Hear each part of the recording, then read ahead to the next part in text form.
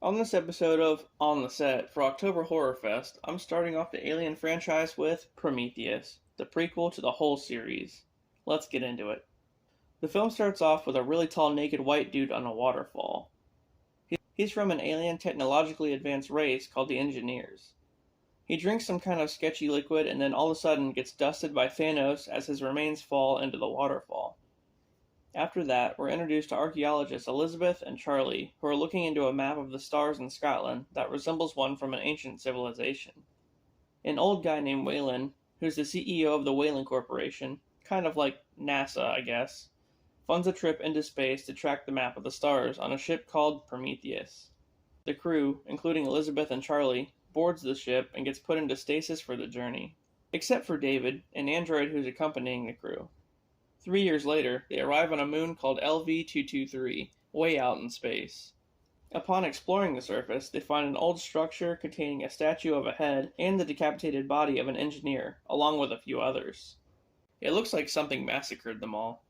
2 of the crew get weirded out by the sight and try to go back to the ship, but they go the wrong way and accidentally go deeper into the structure.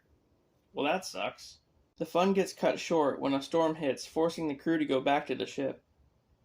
Before David returns, he steals a vial of some sketchy black goop, the same stuff from the beginning, and takes it back to the ship.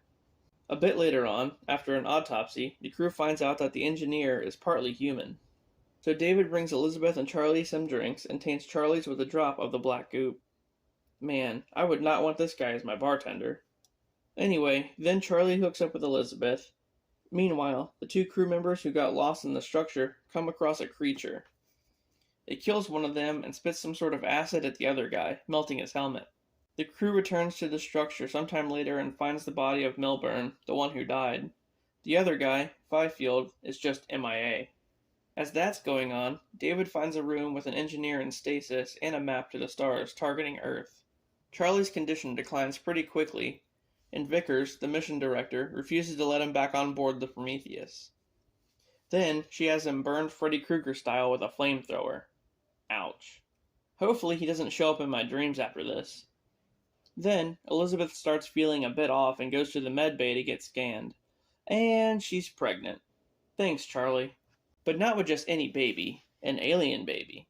She decides to use a robotic surgery machine to extract the baby, which turns out to be a giant squid. After that, she finds Wayland aboard the ship, who's been there the whole time. He says he wants to ask the engineers how to avoid death, because he's old as hell. Fifield returns on a killing spree and wipes out most of the crew. Just then, Janek, the captain of the ship, deducts that the structure they encountered may have been a military outpost for the engineers, one that housed the black goop. And the black goop, of course, is a biological agent of some kind. The remaining crew go back to the structure. David wakes up the engineer and tries to talk to him, ending with him getting decapitated. Then, the engineer kills Wayland and the rest of the team, aside from Elizabeth. She finds out that the engineer's true plan is to release the black goop all over Earth. And the engineer takes off in a spaceship hidden within the structure. Janek, the Prometheus' captain, goes after it and sacrifices himself, crashing the Prometheus into the engineer's ship. The wreckage falls down to the planet along with a lifeboat. Elizabeth enters the lifeboat to find the engineer and the squid attacking him. It subdues him just like the facehuggers do in the other films. As the engineer is incapacitated, Elizabeth finds David's head and they escape in another ship. Then, an alien bursts out of the engineer's chest. The end. For me, this one was somewhat hard to follow. I mean, in regard to the engineers. So, do they predate humans? Did humans make them? It's hard to understand, partly. Also, I guess the alien that burst out of the engineer's chest is like the very first one. Like the engineer's DNA helped create the alien. But with that being said, the engineer's DNA was in Elizabeth, who gave birth to the squid, and then I guess the squid plus the engineer equals an alien? I don't know. I'm confused. Stay tuned next time when I check out Alien Covenant, the next one in the series. I'll see you then.